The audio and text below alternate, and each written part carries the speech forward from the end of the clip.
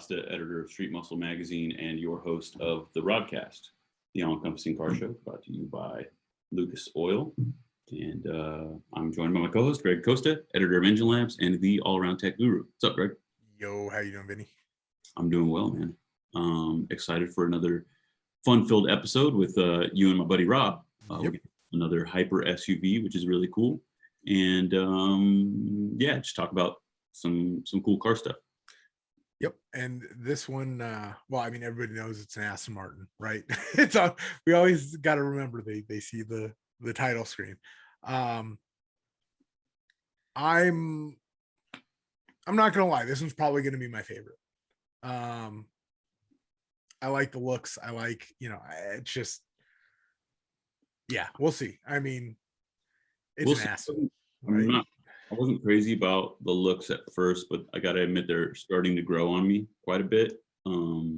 So we'll see. And I don't know too much about the performance aspects of it. So I'm interested to get into it, man. It surprises me because you love Astons so much. I do. I love cars. Yeah. And you're just it just confounds me that you're lukewarm on this. Like, I don't get it. But well, if I'm being honest, I've never been crazy about this market segment to begin with. I'm not fair enough. Perfectly I'm not crazy about SUVs. Yeah.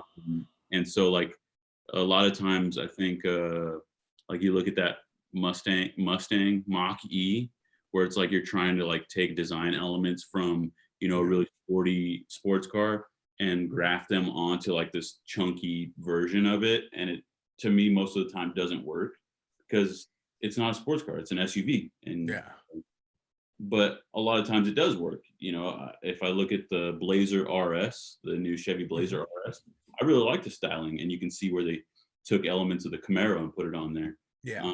And then the same thing with the Trackhawk is a Cherokee, so it's a little different, but it's aggressive, yeah, it's not like they were trying to pull Challenger. It already had its established body lines, right? Which is why I think I actually like that one a little bit more. Because it stands on its own. It's not. Yeah. Whereas like this Aston, it's like, okay, they tried to make it look like an Aston Martin, but it's an SUV, so it's like kind of confusing. See, and that's kind of where I'm looking at it, and I'm like, you can tell that's an Aston SUV, and they did it well. Yeah. Like the Cayenne that we reviewed. Yeah. What about that says Porsche, except maybe the headlights that pay homage to it? They're not. It's not like they just slap some 996 headlights in it or anything. Maybe that's why they offered that other weird like sport coupe version. Oh, that's hideous. I'm not gonna lie. I did not like that. But anyway, I mean, yeah, we're kind of going down a rabbit hole here, but I'm sure we'll get to it with once we start building it with Rob. But yeah, we'll see. Like I said, it's starting to grow on me. So maybe by the end of this, after I'm looking at it quite a bit, I'll like it more. I mean, McLaren 720. That's all I got to say. That we entered that one way and we came out another. Exactly. Well, so I guess only one way to find out is jump into it, right? Yep. At Silver Sport Transmissions, we believe classic cars and trucks look their best on the open road, and four-wheel drives belong on the trail. We continue to innovate and develop the best overdrive transmission packages for muscle cars, street rods, classic trucks, and four-wheel drive vehicles. Our commitment to customer service and integrity is second to none. When the wrenches begin to turn, Silver Sport Transmissions is there. Hit the trail with Silver Sport Transmissions. Welcome back, boys. How are you? Good, man. Good to be here again. We've been spacing out our RodCAST lately. I know, man. Sorry, I'm just. Oh, it's always being weird, but we have been spacing them out kind of weird as we're coming to the end of the year. Greg and I, we got like trade shows and things like that we're spooling up, and so our tempo is slowed a bit. But it's good to see both of you guys. You too. It's always good to hang. Yeah, that's all we're doing, just hanging out, talking cars. Yep. And all the time, but this is pretty much my favorite group of guys to do it with. Oh, appreciate that, Rob. Well, because sometimes you find yourself in a group of guys and they don't know what they're talking about, and you just have to stand there and just be polite and quiet, Or worse still, they know everything. Yeah, there's that too. Where And we know what happens with Vinny when somebody knows everything. And I'm just gonna say LS Fest West, and I'm just saying there were several people where it was just too much for him to not say anything. And it was hilarious. Even Jamie was laughing. She was like, "You got to make a choice. If you want to educate those people, you come off like a jerk. If you say, I'm sorry, but you're actually wrong about that, then no one likes you. So the other option is to just walk away and just be like, not my job." Now I remember what you're talking about, Greg. That guy, he had what was it, a T-type Regal or something? Yeah, that was one of them. Yeah, the T-type Regal, and it didn't have an LS in it. Yeah. And he was you trying called to tell me him that it was. Yeah, he was trying to tell me it was an LS, and I was like, dude, that's clearly not. There's 6 plug wires. Like, what are you talking about? It's a turbo 6. Like, what? All right. Maybe he was just trying to be funny or whatever. I just still don't know how the hell he got in. Like, yeah, he said it with a straight face, man. Yeah, but I was like, I was seriously like looking at. I mean, enough to make me do a second look under the hood. Like, did I miss something? Like, what? Yeah, he was good. But he was like good. I said, this is a good forum because, like, technically, of course, Greg knows more than any of us. Bullshit. I'm calling bullshit on that. You're above my pay grade on a number of areas. I'm free to admit that. And of course, Vinny, he's like a walking encyclopedia. So I get to learn from you guys in addition to talking, Well, actually, that's funny that you say that, Rob. Walking encyclopedia. I've been called a lot of things, but not that, man. But no, right before we got on, we were talking about your latest column, and that was kind of like one of those things where I did know about something, not that you didn't, but I think that I knew about something that a lot of people either don't know about or sometimes forget about. Why don't you tell the people at home about your latest column? Yeah, Rob's car movie review is my longest running column. It was, I think it was the second column or maybe third column I ever wrote. I was working for Michael Harding was my editor back then. This is going back 6 or 7 years ago already. And he knew I was a NYU film graduate and had worked in the movie business for like close to 20 years. And he just came up with a brainstorm where he was like, let's have you review movies that, are car movies. And I thought it was a great idea. I think my first one was Vanishing Point, the original Vanishing Point from 71. It's a good starting point. No pun intended. Good Mopar film. That's why I chose it. And then I think my second one was Two Lane Blacktop, which is one of my favorite car movies of all time. And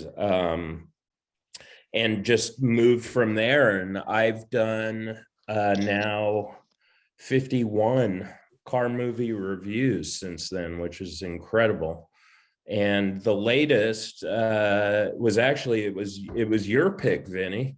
You had, I guess when you weren't feeling well, you were just watching car movies at home? And yeah, man, I just like laid up at home. I tweaked my back working on my truck.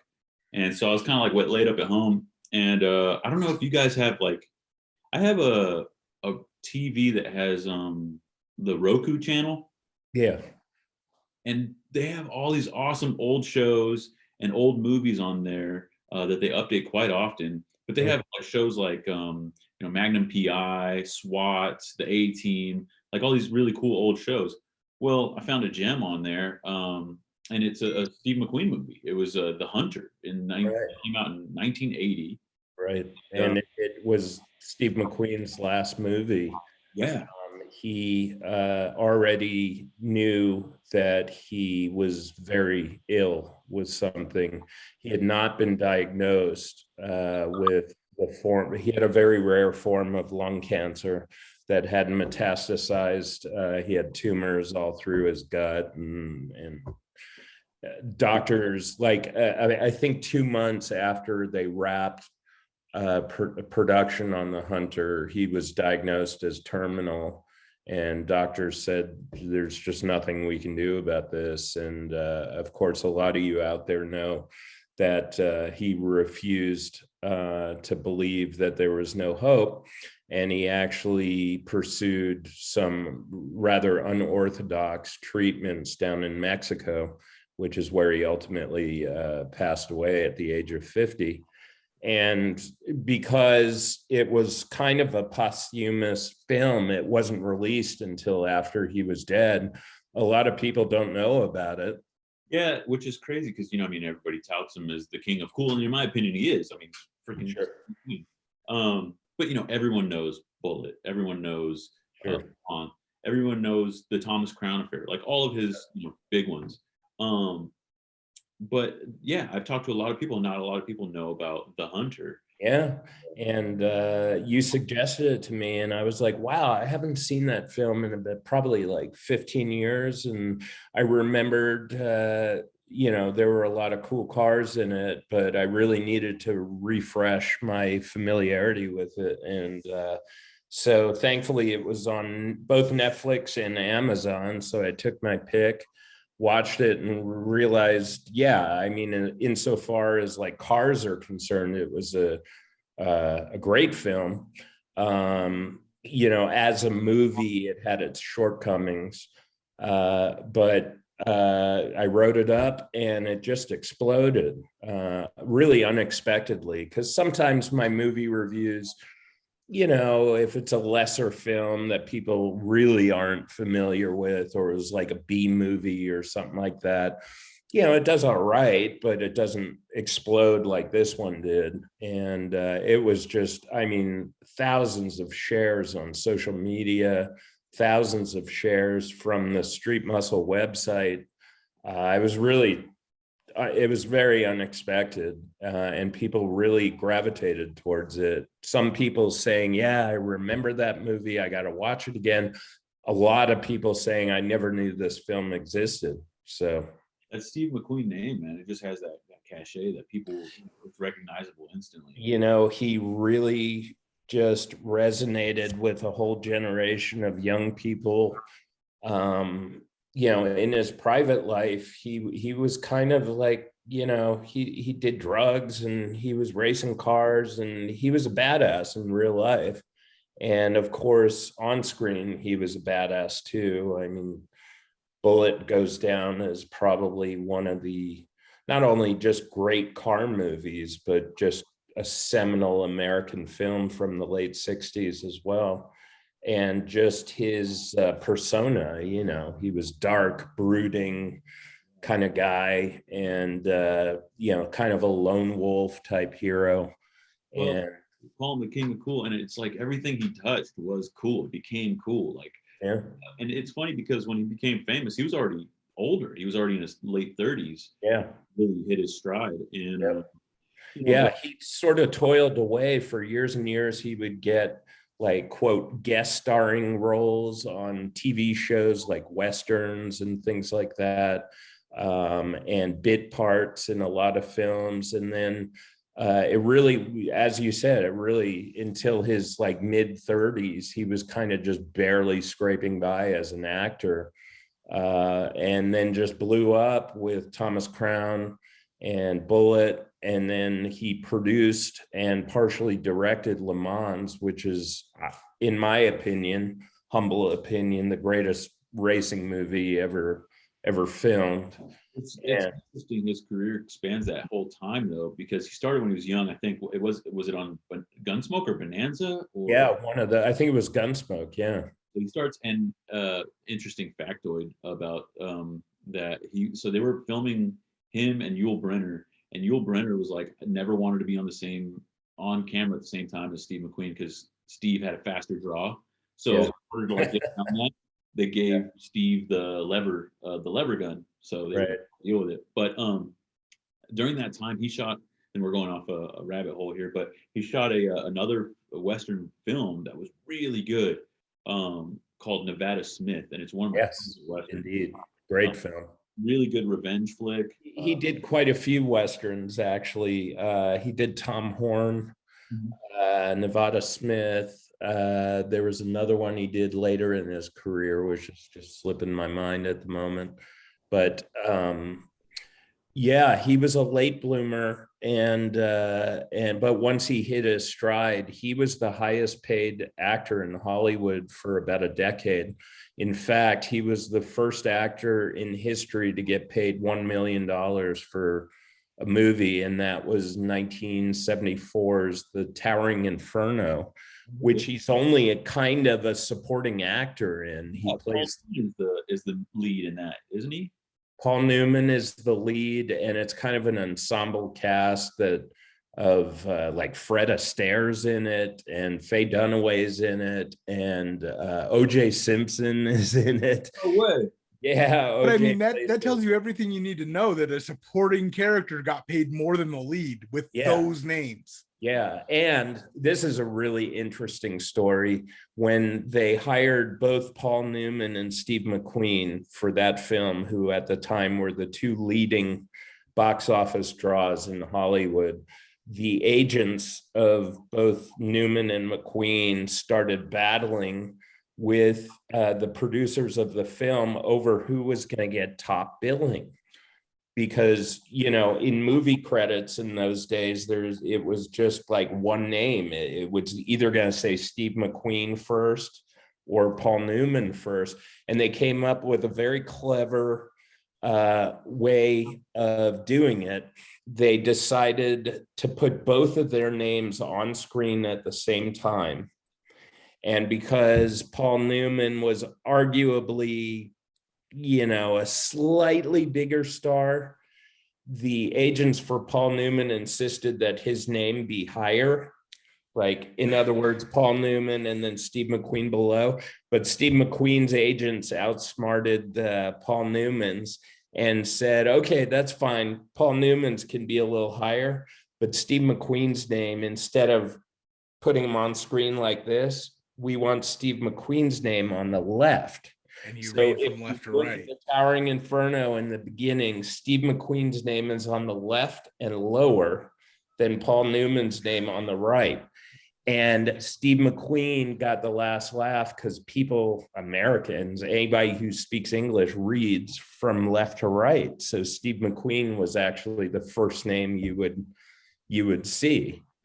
That sounds like some crap that I remember from MASH, where they're having the peace talks, you know, in the Korean War, and it takes them 6 weeks to argue over the height of the flagpoles, right? Right. Like that's some stupid stuff. But yeah. So yeah, Towering Inferno was actually the first Steve McQueen film I ever saw. When I was a little kid, and I was like 4 years old, I became obsessed with disaster movies, of which there was a whole rash of them at that time. There was Earthquake with Charlton Heston. There was Towering Inferno. There was the Poseidon Adventure. All these films came out at the same time. And I made my parents take me to see Towering Inferno in the theater, and I was 4 years old. And I sort of fell in love with Steve McQueen in that movie. And, you know, that's where it all began for me. It's a, you know, that story's funny, and it speaks to, you know, like their grandeur or whatever, but it's a testament to who he was, right? Like, everything he did was cool.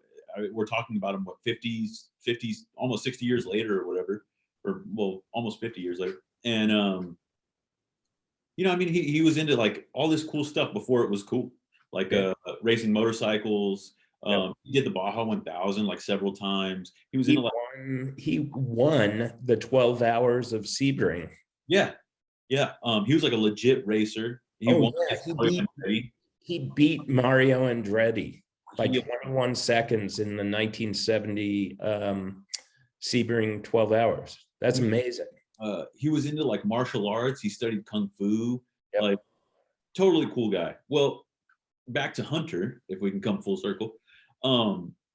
It's his last movie. It's, you know, but he's kind of sick and you can kind of see it. And what was your take on the movie, Rob? Like, I know you want people to go read the article, so definitely everyone at home go read it. But yeah, you know, he originally, the producers of that film were looking for a a tried and true actor for the lead role, but they had got it into their heads that they didn't want a big movie star, because sometimes a big movie star it distracts you from the character. In other words, you know you're watching Brad Pitt instead of, Tyler Durden.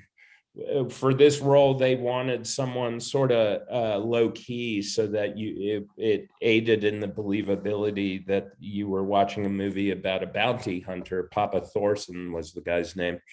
And the movie was based on a book, a biography of Papa Thorson, who was one of the most active bounty hunters in the 1960s and 70s, and kind of like Dog the Bounty Hunter of his era. And when Steve McQueen read the script, he loved it, and just put a lot of pressure on the producers to give him the role, which they ultimately did. And they couldn't turn him down because he was the biggest movie star in the world. And unfortunately, though, the rest of the above the line talent, which means, the creative people on a film, the actors, director, writers, those are all producers, are all considered above the line. Weren't quite up to the standard of a Steve McQueen. And the direction, the script meanders a little bit. The direction is very plain. There's no style to it or anything like that. It kind of looks like a soap opera almost, the way it's lit.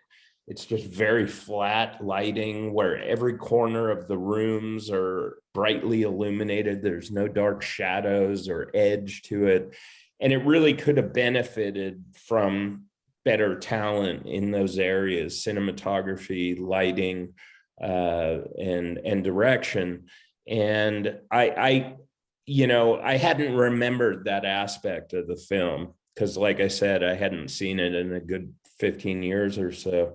And I was really disappointed by that and thought to myself, boy, if there had been, if Quentin Tarantino was around back then, he could have made that into a hell of a movie. But having said that, it's extremely enjoyable and watchable, which is great since it is Steve McQueen's last film. And as you said, he does look rather ill in it. There are some shots where he just looks so pale that you could almost see through his skin.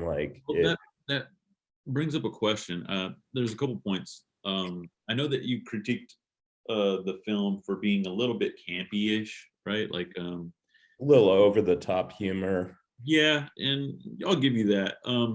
I thought that was kind of interesting, different, just something different from Steve McQueen. But it makes me wonder why he would pick to do that as his. I feel like he probably knew that might be his last movie. So why would he choose to do it if he was feeling that way, I think he went into it identifying with the character, because the character of Papa Thorson was a lone wolf. He worked alone. He didn't have, a whole crew of bounty hunters working with him like you see on Dog the Bounty Hunter, where he's got his whole family. He would go track down murderers and rapists and really, really bad people all by himself. And I think that appealed to McQueen, who was the consummate sort of loner. And I don't think he realized that the team that was being assembled to actually make the film wasn't really top tier. And I don't know, I've never read anything about his reaction to filming. As I said, he was dead by the time the film was released, so he never got to see it.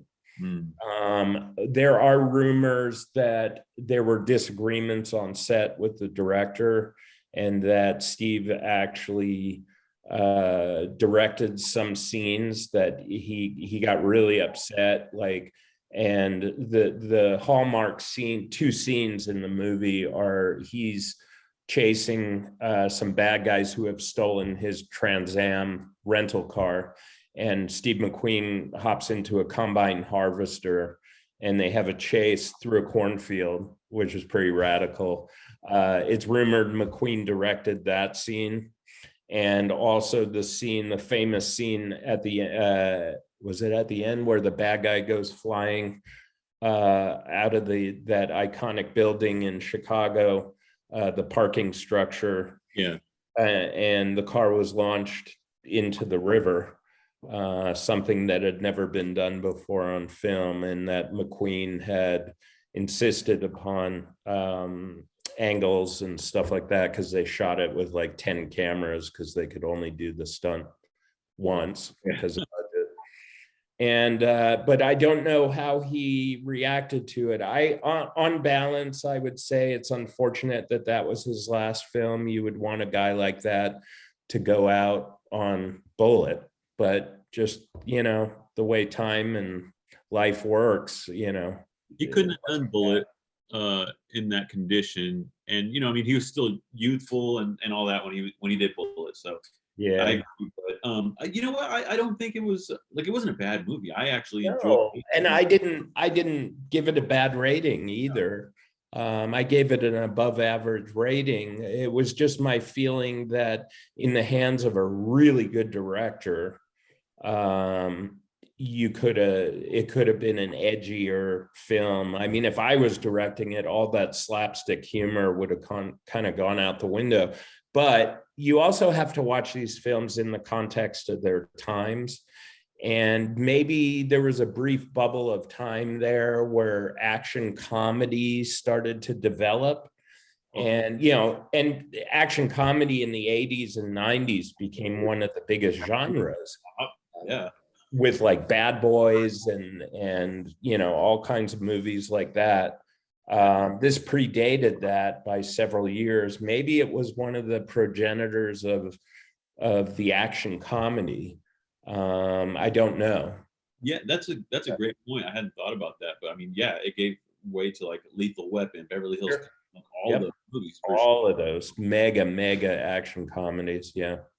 But as far as the automotive action in the film, you touched on the two biggest portions of it. I like the fact that like there's a running joke that he can't drive because he was The best thing in the movie. Yep.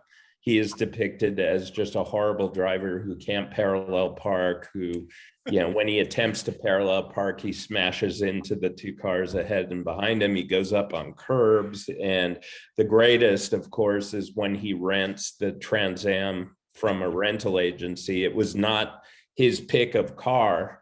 The rental agent says to him, "This is all we have left." And he gets behind the wheel. And of course, we all know a 1979 Trans Am wasn't exactly exuding torque and horsepower, but he's depicted as lurching, and, you know, he picks the wrong gears and he's grinding gears and stuff like that. It's a good in joke, you know, for anybody who knows exactly how great a driver he was in real life. The other part of the movie that I really liked was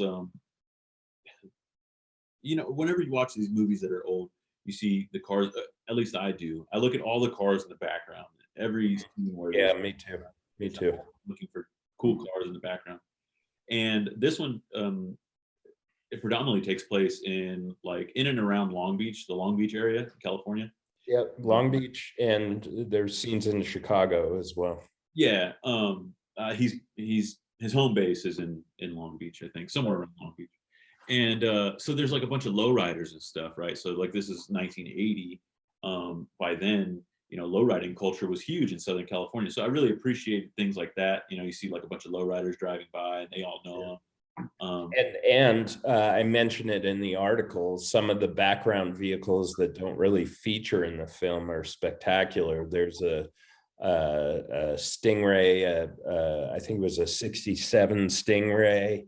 There were some great cars in the background of that film, and you look at others from sort of that era, like Gone in 60 Seconds, the original one. There's tons of great cars, just that don't feature, but are in parking lots and things like that. Yeah. So yeah, I mean, it's a good film. It's not a great film, but for the reasons we've talked about, it just really resonated with people. And I was really happy to see, that people enjoyed the article. So Everyone at home, if you haven't already, go read that article on streetmusclemag.com and go watch the movie. If you're a fan of Steve McQueen, you'll like it. And if you're a fan of cars, you'll like it. So there you go.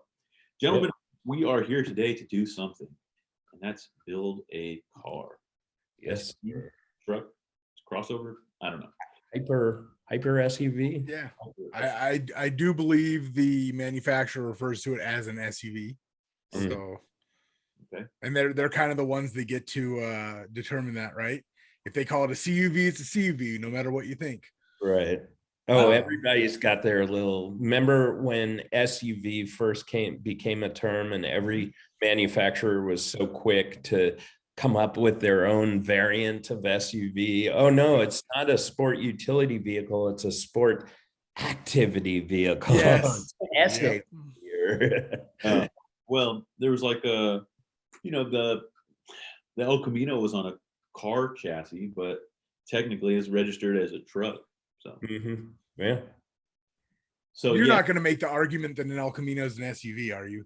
No. Okay, I'm just making sure, because I was like, wait, what is he saying here? You could argue the truck, you could argue the car, but Australians will inevitably tell you it is a ute.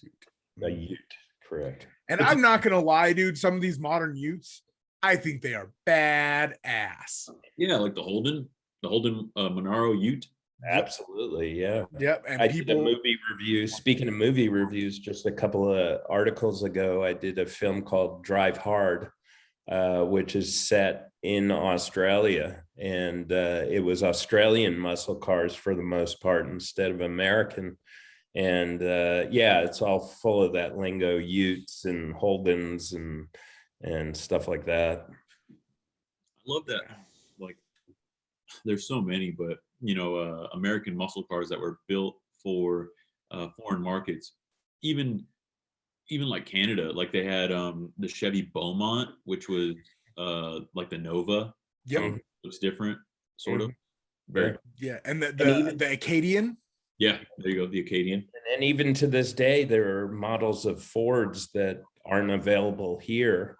Like the which ST is the hot Mini in England? Well, right? they have the Focus. ST. No, the Fiesta. Fiesta. I think they have the Fiesta RS.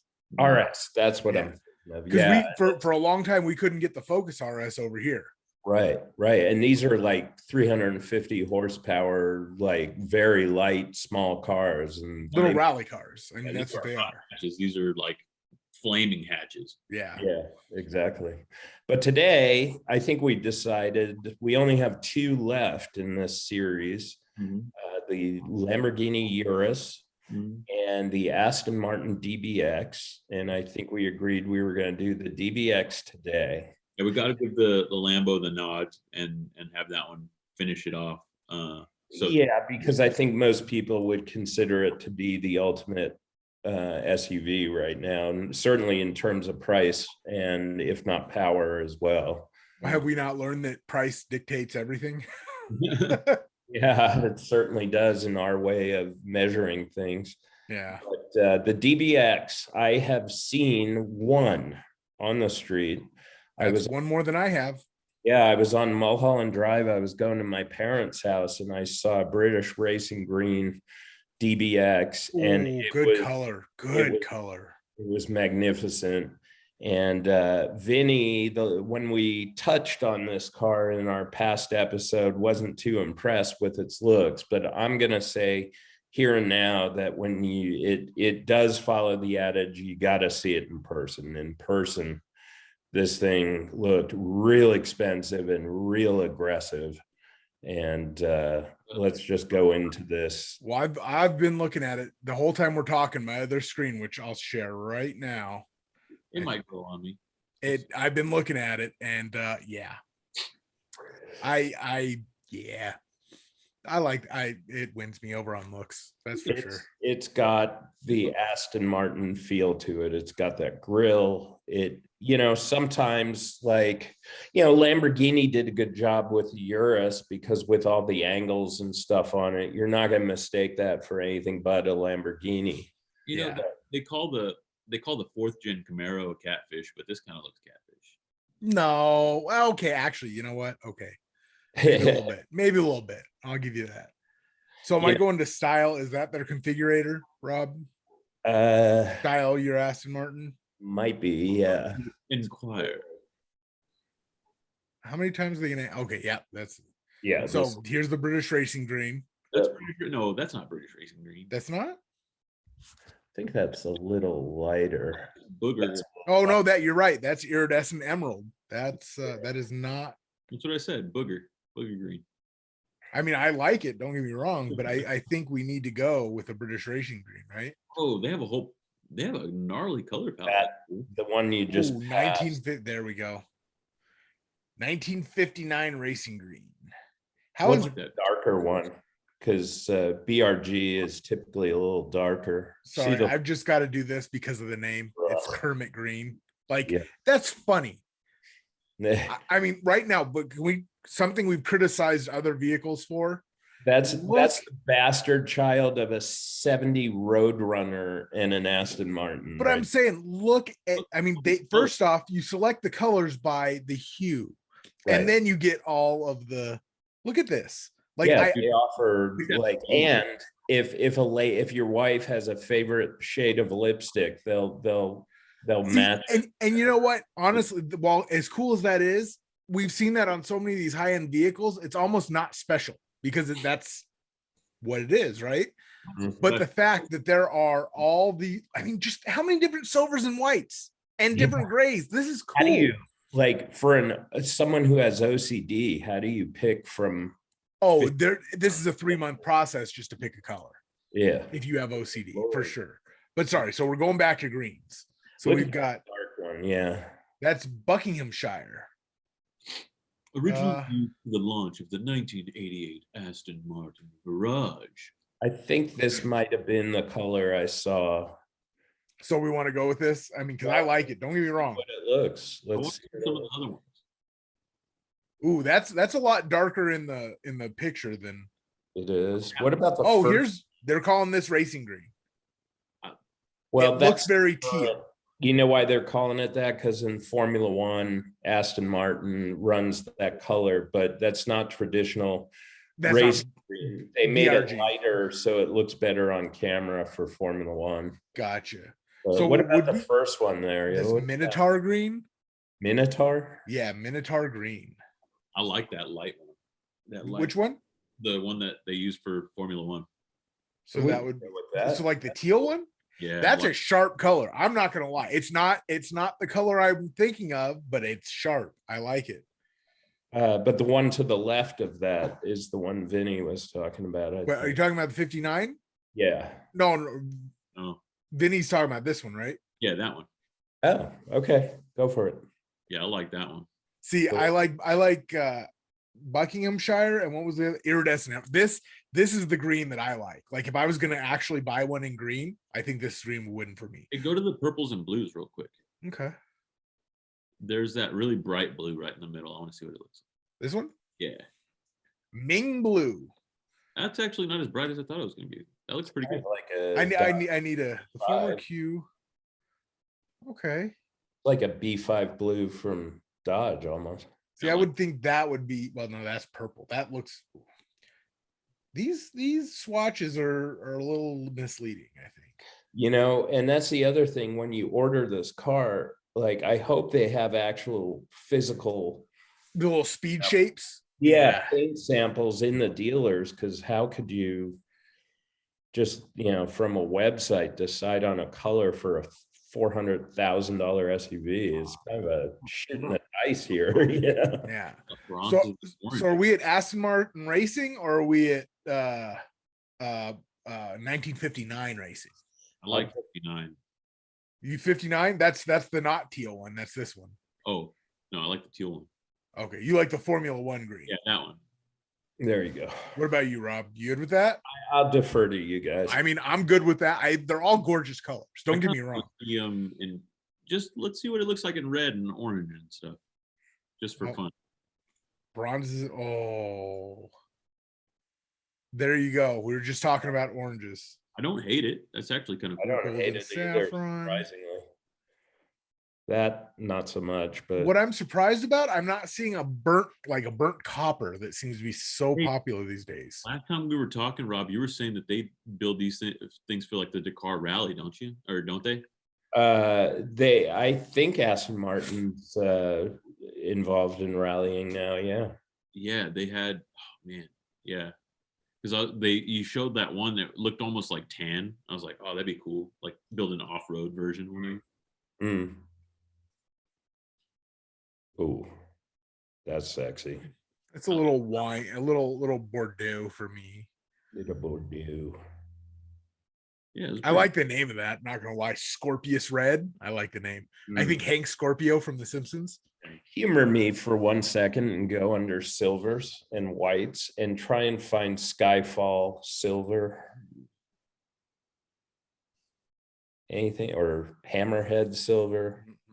None of that. But there's also blacks and grays. Let's check the grays.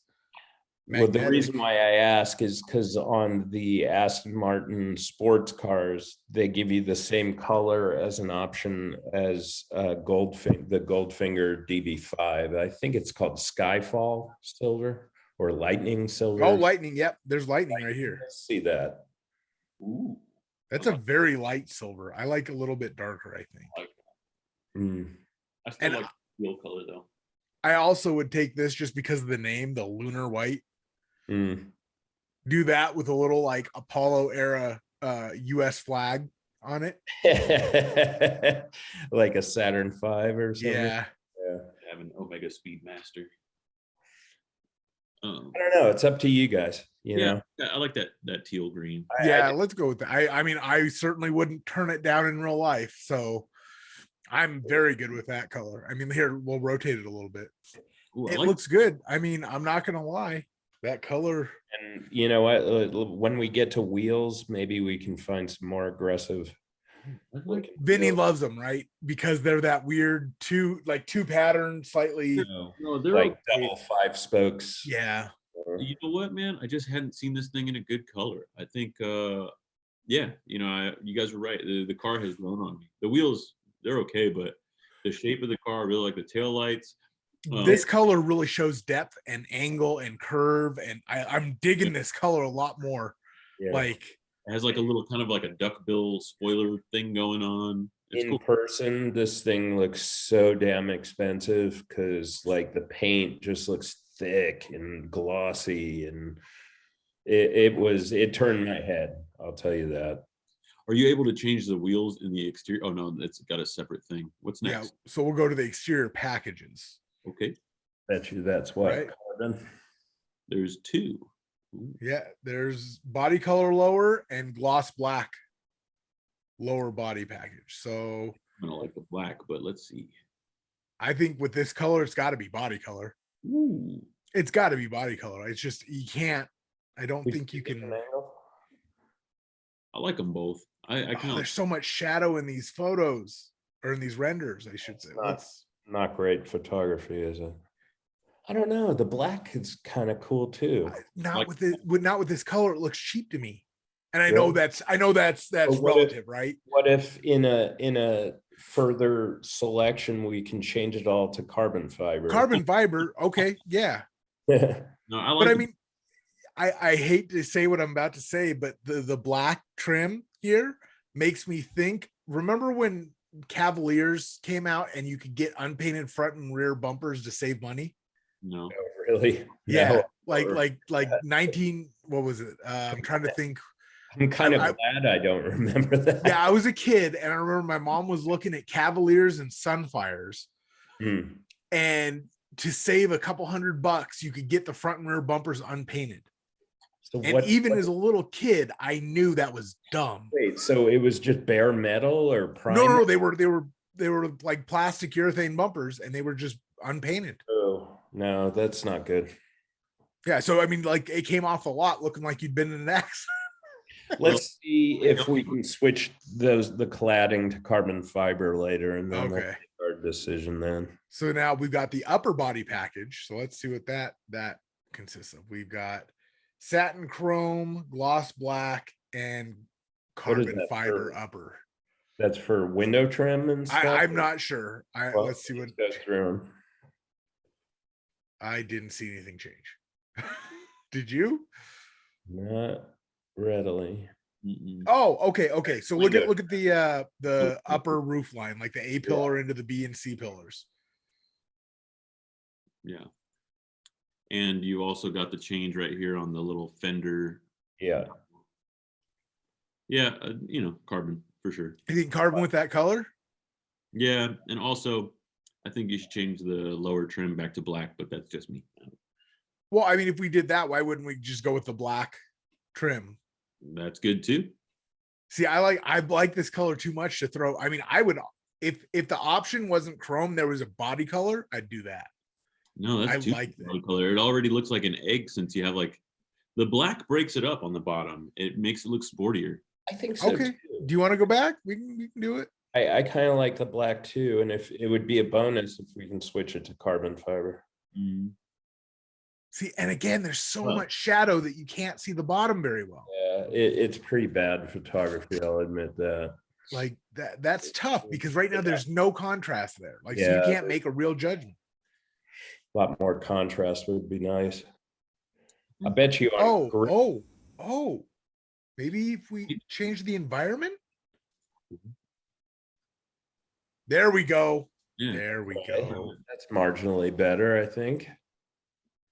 Okay, I'll agree with you on the black. Yeah, it would look great with carbon fiber, but that still looks good. I like that.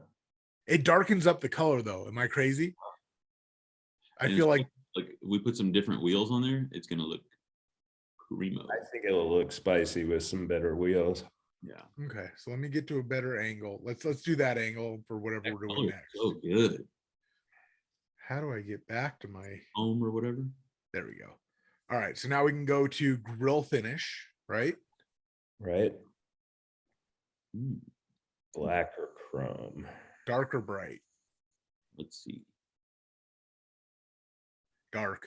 With the I theme don't we're like- doing, I think this is cohesive. Yeah, but I don't like the egg crate. When it's black, it looks kind of. Yeah, I'm kind of with Rob actually. I kind of like how the horizontal lines break it up. Well, we're also at a full head on, so you could actually see those. Let's get a little bit more angle and see if it still does the same look. All right, let's try that. Yeah, you're right. It does. I think I'm down with chrome. Yeah. It turns it into it turns it into, like you said, egg crate. Yeah. Those horizontal lines, they look good. Yeah. Okay. So the grill will do light. So now wheels. Everybody wanted wheels. Oh, I see one I like right off the bat. Ooh, I got a lot of wheels. Those Okay. are hot. I like those. I don't even like black wheels, but I dig those. Well, let's be fair. We've got a silver version of those wheels as well. That's a little too bright, I think. Can you give it a different angle, like the zoomed out angle?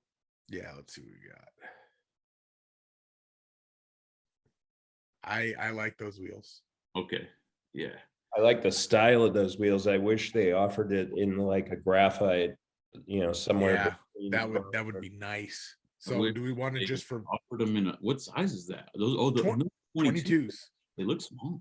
Those are too busy. Go back 2 on that one, Greg. Those ones. Yep. That's the same wheel. Yeah, I know.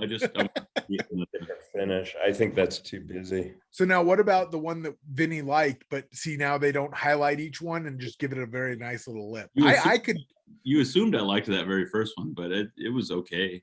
This is the one that I assumed you liked. Yeah, no, I don't like it because if you'll notice, they still broke it into like a 5-spoke kind of pattern by coloring 5 of them. Well, so what about this then? Vinny, where did your derision for 5 spokes begin? Was it as a child or did it develop? It's because I love them. That's in why. College, maybe. Or They make I don't like all the empty space. Mm. Oh, see, that's what I love. Like those real hot JDM ones. I'm with Greg on that. I love 5 spokes, and they're going on my Hellcat. I dig that you can see the caliper and the disc. Yeah. I like a split spoke design, or I don't know. But you know what I didn't think was bad, Greg? Go back to the one just to the right of it. The weird machine. I'm not a fan of the like black painted and then machined.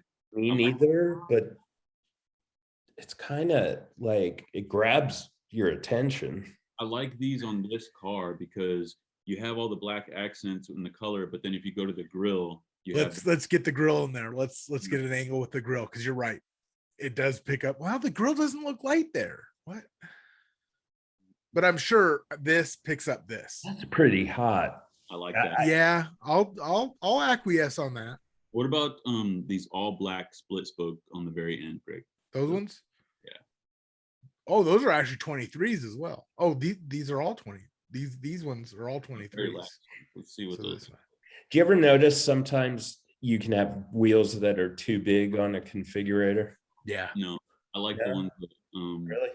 that I like the ones that we were on here before. So these ones? Yeah. I really like these. I wouldn't any other car, but with this grill and just the shape of the car, it's pretty dope. Yeah, I mean, like, personally, if it was my car, I'd be going with these, but I wouldn't kick it out of bed for eating crackers with these. I think it loses something going all black. Oh, so do I. I 100% agree with you on that. I dig these. I'm down with these. Me too. All right. Okay. Cool. So next we're going to brakes. Red. I don't understand why brakes are in an exterior option. Wouldn't that be a performance? But I think it's just the caliper color. Red for sure. okay. Oh, yeah. Red. Maybe Oh, it's got to be red. either gold or maybe orange. But yeah, red. That's What do you think if they offered a body match? Oh, that does not look as good as I thought it would. Oh, that's gross. Let's see. Which one is that one? Yellow? That was the gold. Ooh, I like the yellow. The yellow looks sharp. Yeah, the yellow. I feel like, I'll be 100% honest, I feel like that color combo in person might not look that good. for me, it's always red. Remember when we saw that girl car at LS Fest? Yeah. Like, The sand color one with the Project Moo colored, the teal brake calipers. Yeah. Yeah, it was a tan 5th gen Camaro with turquoise calipers on silver wheels. Looked really good. Yeah, I would have liked that color a lot more if it didn't have so much yellow in it. It was just a little more FDE, I guess. But it would the color combo was great. Like it worked.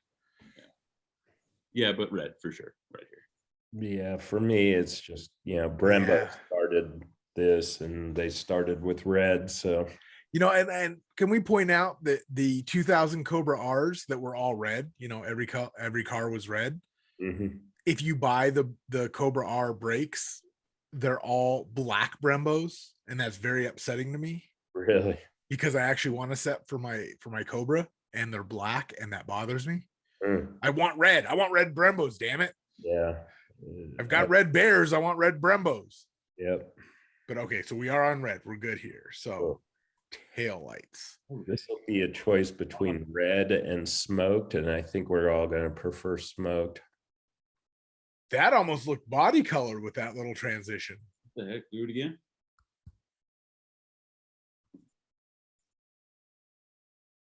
I just saw something that's going to bother me. I'm not even seeing anything.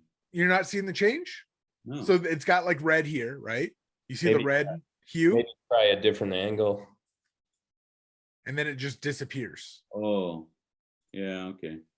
Let me see if but what bothers me is the reflectors are so red.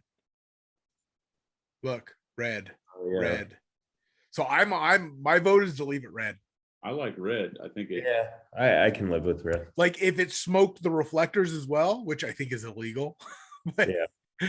I would go with the smoke, but I like it because it's already like a smoked red, right? Yeah. No, I'm good with that. It's okay. Glazing. What does that mean? Oh, rear privacy glass or rear privacy with acoustic insulation.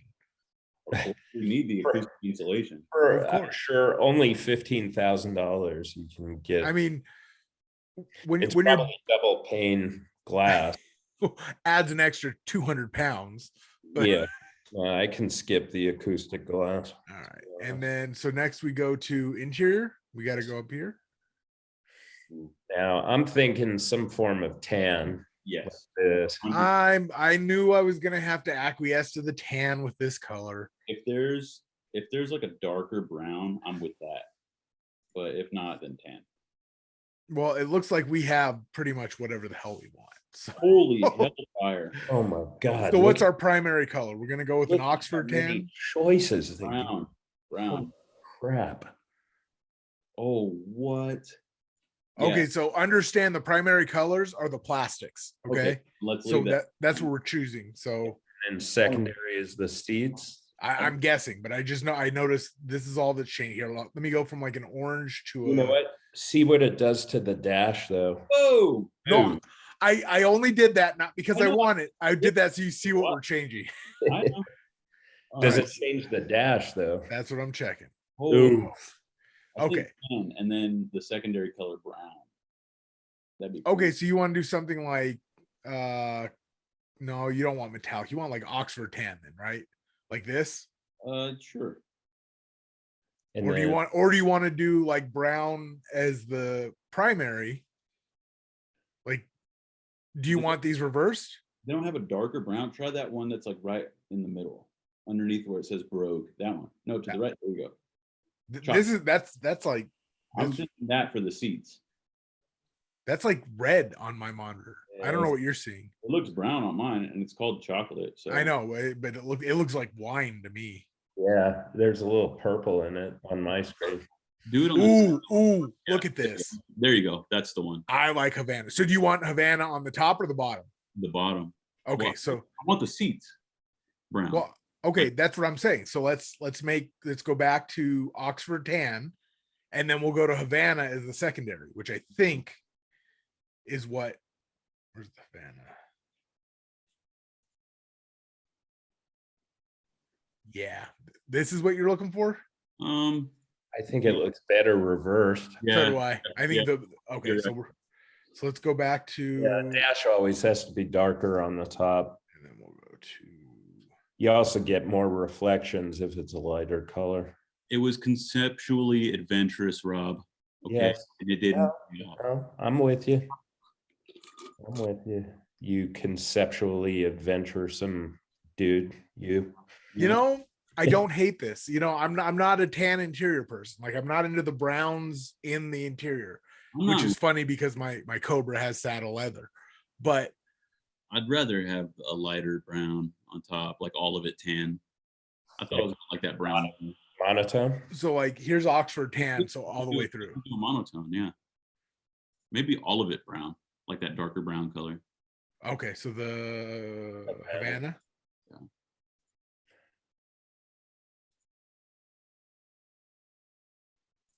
Oh yeah, yeah. With that turquoise. Really, that won you over that hard? Yeah. Let's see the dash. Oh yeah, I like that. A little That's very monochromatic for me. You think it's, It's not the color, it's just there's a lot of it. well? You guys play with it. I like it. I Especially- liked it the way it was with the saddle and the Havana. I'm sorry, not saddle. The Oxford and the Havana. But like I said, whatever. I'm sure this is awesome. What about all white or all cream, like a cream color? Don't ever do that. My You dad know what would be fun? with cream seats, and they just constantly looked filthy. You could never make them look clean. Man, I would go with a red interior on this thing. I think that would look cool. I'm not with this color combo, but Greg would be straight pimping. Shit. deep purple.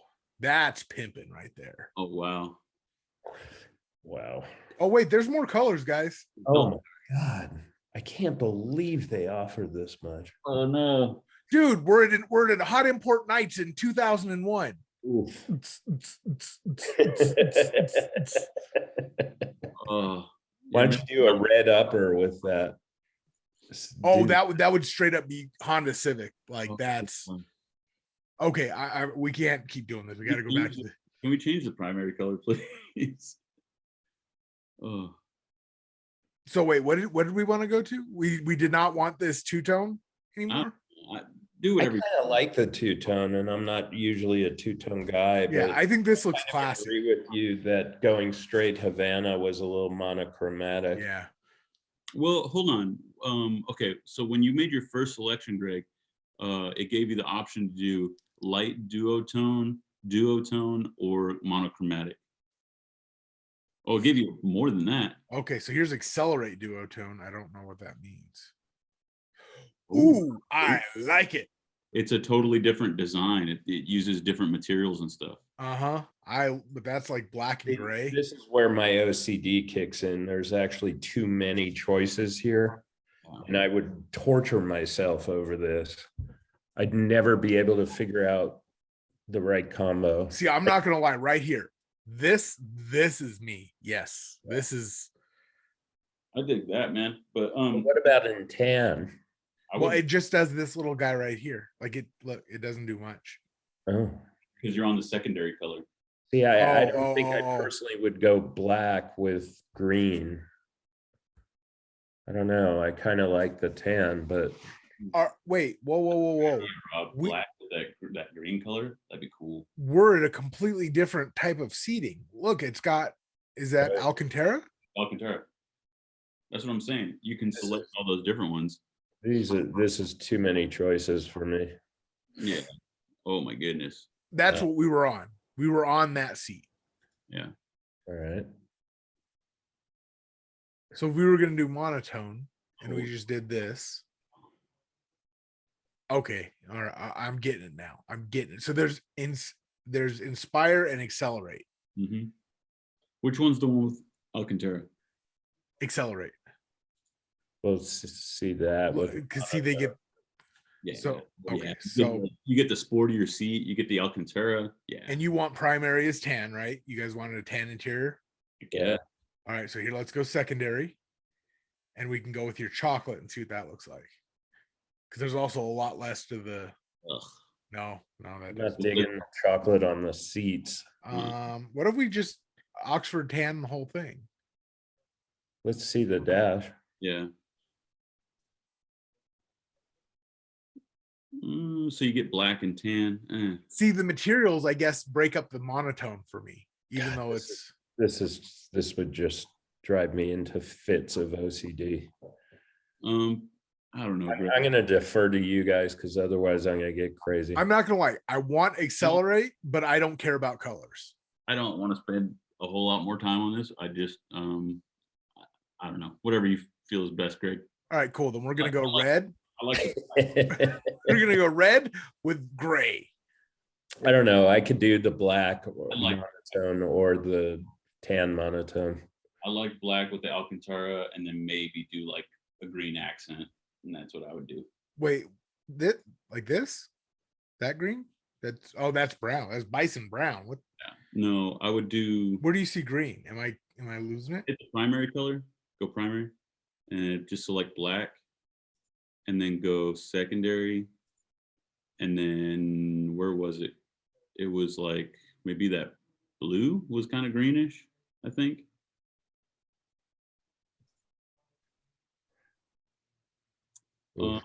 No. That's a good color combo, not with the color of our car. Pardon me. Rob, man, didn't you see he did like green or something? I didn't catch it. And don't involve me in this anymore because it's driving me insane. All right, we're just gonna do black and gray. That's what I would select right there. I would just do black. All right. All right, cool. Headlining. Oh God, no. I always go for lighter headlining because if the headlining is black, it kind of feels like you're rolling in a crypt. Ooh, hold on. It's not. I don't like that color, but There we go. that's nice. I would go all black, but black and gray is okay. What about that middle one? Which one? This one? To the left. There you go. That one. Yeah, I can roll with that. That's good. That's good. All right. Interior options. Sorry, everyone at home. Seat belt. Gotta have the red seatbelt. No, not with exterior color. So obviously The we calipers are red.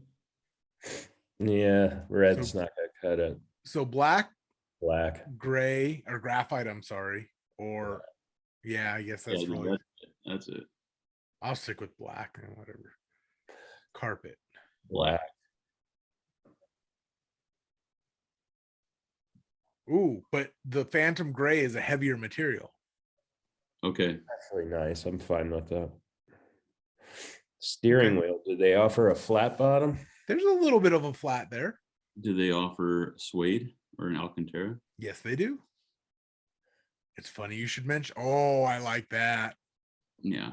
It'd be nice if there was a little bit more F1 inspiration with like carbon or something, but hey, whatever. They do it on Well, their trim inlay, carbon fiber. Ask and you shall receive. It's not on the wheel though. Oh, Yeah. I just saw inlay and thought it was going to be. Are there other options on the? No. Okay. jewelry. Ooh, Obviously. Everything carbon fiber. okay. Carbon fibre. Yes. All Fibre. right. Personalization. Oh no. Oh, yeah. Okay, wait. This isn't as bad as I thought. Black chrome or enamel? I dig the enamel. Okay. I'm not a big fan of blacking out. Yeah. Sport exhaust? Yes, I think we all, yeah. Mhm. Um, Power tailgate with gesture control. I'm sorry. I've never thought that I needed to be able to wave my hand or kick my foot or whatever all the gimmicks are. No, I'm okay with pressing a button or Yeah, exactly. Peasants, I want the gesture control. Philippians. Tow bar? Do we want a tow bar? I wonder if anybody in the history of Aston Martin will ever tow something with their. Oh, if I had this kind of money, I would. I'd tow around like a junk like 1994 Corolla and never unhook the Or trailer. maybe your Cavalier with your unpainted bumpers. It would All be right. kind of cool to tow your Aston race car with this thing. All right, there we go. Yes, summer tires for sure. All right, accessories. We need the pet package and the event package. Holy, oh my God. What's touring package? Click the info. Luggage, Yeah. saddlebags. Yeah, I always skip crap like this. We need this, you guys. What is an expression package exactly? A key pouch. Oh, so you can tell everybody you have an Aston. Mhm, mhm, Um, mhm. Comfort headrest, of course. Tailpipes. no, this is ridiculous. No. Illuminated tread plates. Come on, you guys. Actually, this one might, if you're super proud to have an Aston, it might actually be something. Believe it or not, this has fewer options than their sports cars do. Their sports cars get into that Porsche thing we saw, where you can, denote the trim of the air vents and stuff, and it just gets really out of control. I wonder how much that travel mug costs. That's got to be $300. Rob would get him to throw it in. Right? Get the dealer to throw it in, yeah. Event seating, a hamper. Does it come with the charcuterie board? No, it does have an umbrella strap though. What about a fondue set? I want my Aston Martin fondue. You have to order that separately. That's from the parts department. Field sports. Mm. What? It comes with a seat stick. Where's the Gatling gun options? What the hell is a seat stick? I'm really not sure. The golf package, of course. Premium faux leather tour. So you get the covers, your club covers, and a dozen golf balls. This It doesn't come with the golf clubs. I'm writing a letter. I'm going. What's the mail, Karen? this Can you Ken? imagine, like, if anyone ever went into a dealer to buy one of these and the purchaser asked, was serious about some of these options, You think your salesman would excuse himself to go laugh in the hallway at how much No, they're no, paying for? no, Well, because I think you have to have a stick up your butt just to sell these. Mm. Like, Guys, I feel like these salesmen take this shit real serious. am I the only one who feels Yeah. off put by this page? Like this actually makes me not want any. Correct. Yeah. I You know, feel different. But I've seen it so many times before on other cars. Yeah. You know. No, honestly, yes. Vinny, you're not wrong. Like, I mean, this definitely makes you feel Rolls-Royce, different. Rolls Royce and Bentley, there's umbrellas that fit into the door jambs, and you press a yeah. button and it pops out if it's raining. How much does that cost to replace, I wonder? Probably ask Jay-Z, but I'm sure it's like, $1,000 umbrella, something like Why though? I would like to have one of these like Aston Martin weekend bags. Those are pretty cool. Really? Yeah, that's baller, dude. baller. Oh, hey, I asked about the cup, right? Oh, there you go. There it is. No pricing. So your beverage stays consistent, whether Are we gonna be able to how are we gonna estimate the I price? think we're gonna do like we've done the rest of them that don't have prices and just car and driver as tested. Yeah. dog bed. Now that's baller. My dogs would like look at it and sleep next to it. My dog would probably throw up on it. I want to know the wheel. Oh, those are some fancy chains. I like those. Went on like at a push of a button, like Mach 5. Yeah, then I'd be into it. All right, boys. I guess we covered it. All right, let's look at our summary. $498,000. Well, we can't. Yeah, there's no pricing at all. No. Okay. So Gregory, let me unshare this screen. Average. All right, and we will start because the first thing we're gonna have to agree on is the price. right? So Aston Martin DBX car and driver.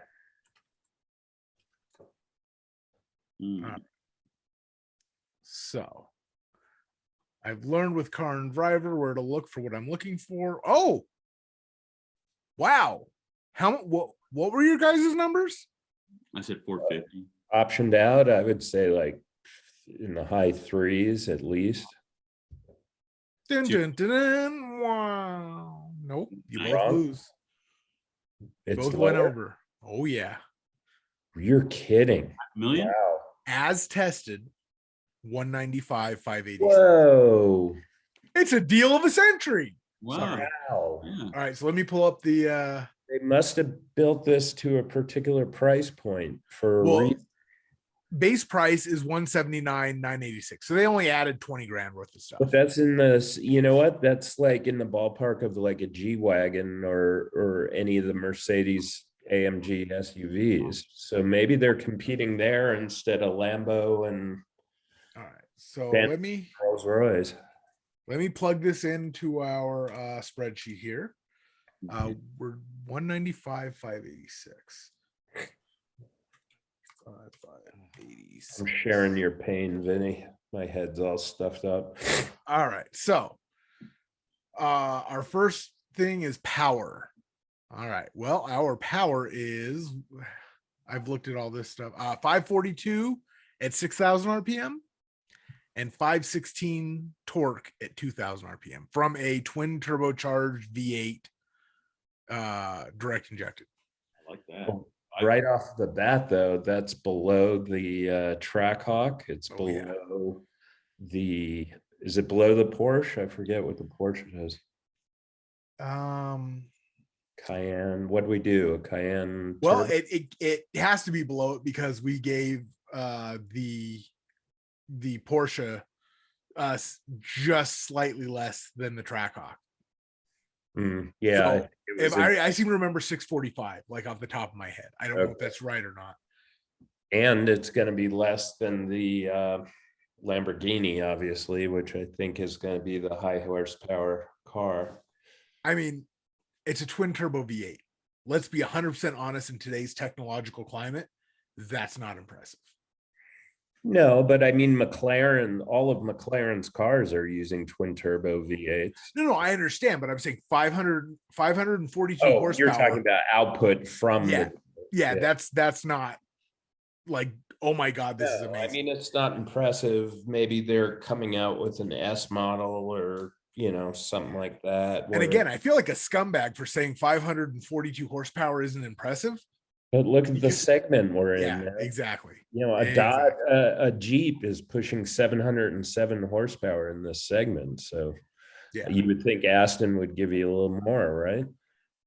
I would think so. So, I mean, I'll go down to like 3.5. I think that's ultimately fair for how we've been Yeah.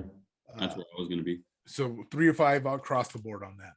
I think that is ultimately especially when you're considering you're coughing up 200 grand base on this, or a $190 base on this thing. So Not a lot of power. all right. So handling. Oh, I know. I saw it. I see. Okay. If this is over 1G. No, it is not. But it's not. It's still impressive. It's 0.92 G. Okay. I'm going to need you to go back and see where we were on the Porsche and the Jeep. The Porsche was at 1.1 or something like that. no, it was over 1. Yeah, it was 1.02, but they got blown away by the Porsche got 5s across the board. Right. The Trackhawk got 4 5s across the board, and I believe it was 0.86. So I'll give this one 4.7 then. 4.75. What's the number on this? this one's 0.92. Yeah, I mean, I'll go. What'd you say, Vinny? 4.7? 4.75, yeah. Yeah, I'll go with Vin. I'm probably going to give it a little bit less, only because for a reason I didn't say to either one of you. Now that yours is locked in, its braking is a little bit on the weak side. It's on 157 feet for 70 to 0, and 100 to 0 is 310 feet. Yeah, but if you'll recall that that's in our performance, not handling section. Is it? Yeah. Oh, okay. Then never mind. I'm wrong. I will give it a 4.7 then. Because you're right. That is performance, not handling. All right. Interior, nice and subjective. Oh, I mean, that's going 5 for me. Really? Okay. Please. Yeah. Aston Martin interiors are insane. I was just looking at, they had at the LA Auto Show last night, they had the DBS Superleggera convertible, which is the top of the line regular production Aston sports car. And it was like you wanted to make sweet, sweet love to that interior. It was just unbelievably plush leather and all the there's not one thing in an Aston Martin on the interior that's like plastic. Even the turn signals and stuff are like, high end aluminum or something. Yeah. But weren't you critical of the fact that we had like too many choices? Yeah, but I don't know if that figures in to my assessment, because as long as you can get what you want in terms of colors and equipment and stuff, then I don't care if someone else. It's on you. It's not on them. They're Yeah. just the options. Yeah. I mean, that's a bonus. To that end, in my head, they're getting a little more because of that. Yeah, I'd say 5 for sure. Okay. See, I actually dinged it a little bit because exactly what Vinny said. There needs to be a little more F1 styling inside. Don't get me wrong. All the carbon, all the materials, all the awesome. I'll admit I would have liked it if they had a square wheel with like a rev counter or something in the just something a little bit more. Or wow. The like Ferrari does the track mode stuff on the steering wheel, and I hear you, but so I mean, I'm thinking more in terms of materials and opulence, and you don't get much better than an Aston Martin. Yeah, so I'm gonna ding it a little bit. I'm gonna give it a 4.7 just because for all of its great stuff, it leaves me wanting a little something. I think Fair enough. I want to stick with the 5 because I have to. It's a hyper SUV, but it's an SUV, so. Okay, I mean that's fair enough. Again, these are all subjective too. Like, No, you're wrong, Greg. You're empirically wrong, Greg. your opinion sucks and is now invalid. All right, so now we're at performance. All right, 0 to 60, 3.9. Isn't it amazing that we live in an age where a 5,000-pound SUV is going to get knocked for going to 60 in 3.9 seconds? 0 to 100 is 9.5. God. 150 is 25.6. I mean, it's not slow. It's not slow, but you can see it really starts to struggle in that top end, which surprises me. That's got to be gearing. That's not power. That's gearing. Yeah, probably. The rolling start, it takes a huge hit on that 5 to 60 of 4.7, which kills me. Holy cow. That's a huge hit. That is unusually large. Again, that tells me gearing, crap gearing. So the Trackhawk was 0 to 60 in 3.4, I think, or 3.6. No, it was like it was 3.1, right? Like it was almost in a 2.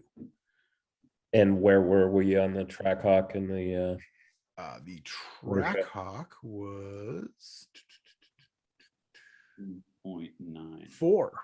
Oh, And the Porsche was 4.2. Actually, Vinny was 4.2. You and I were much higher. We're 4.7 and 4.8. Same on the Trackhawk. So this is slower than those cars, correct? Yes. about Correct. scores, Greg. We're talking about the time. Oh, I don't know the times. I didn't write them down. Oh, Well, I mean, this is objectively slower than the other 2 cars. So, And it's objectively lower or higher braking distances. yeah. And it's not that much heavier. Right. Maybe a little bit. This one's 5,100 pounds. So maybe this is a little physically heavier. So where are you at? At the end of the day, it's still a 12.5 second Yeah. 5,000 pound SUV. I got to give it at That's least a what's 4. Crazy about this, Yeah. My SRT8 was a 12-second car. Yeah. So I gotta give it a 4 because it's not as good, but That's it's where I was still at. impressive. Yeah, I was at a 4 myself. Vinny, if tradition holds, you're gonna give it a 3.5 just based on the other ones. yeah, that's what I'm gonna come in less than you guys. Just to spite us, or No, because I know. It's funny to see the trends. that's where my leaning was. Yeah, I don't know, 3.5, I guess. All right. Next is price. I got to be honest with you. I mean, nothing's going to beat the Trackhawk, obviously, but for this to come in at the same level of the Porsche, which all It was 3 actually of us cheaper. were- yeah, and we were all underwhelmed by the Porsche. Even the interior, I was underwhelmed by the Porsche. So, I got to go like 4.5, just balancing out the fact that none of these are cheap. But look at what you're getting on this. This might be the That's best huge. price. That just so you know, that's huge because I mean we were in the 3s on the Trackhawk. Yeah, but and we were in because I the have a 1s. because I have a philosophical problem with The ones for the Porsche. 6 figures on a Jeep. I know. So you're saying how much, Rob, on your Well, all right, I'll bring it down to a 4.25. Jesus? That's a lot. The I ones- can't give this a 4 in good conscience. What'd you say, Vinny? I said we were in the 1s for the Porsche. That's so funny. I can't. We were all underwhelmed. Yeah. I do feel at the end of the day, like this car could be worth $200,000 where the Porsche wasn't. Yeah, I there was nothing about the Porsche that Yeah. So I mean, but I still can't. I can't give it a I can't All give right, it a 4. all right, all right. No, I'm not convincing you. I'm not trying to get you to change. No, but now I'm thinking about what my argument was on those cars, and I'm sort of back into like my original mindset as opposed to being impressed that this car is as cheap as it is. So I'll go down to like a 3.9. All right. Okay. That's my final answer.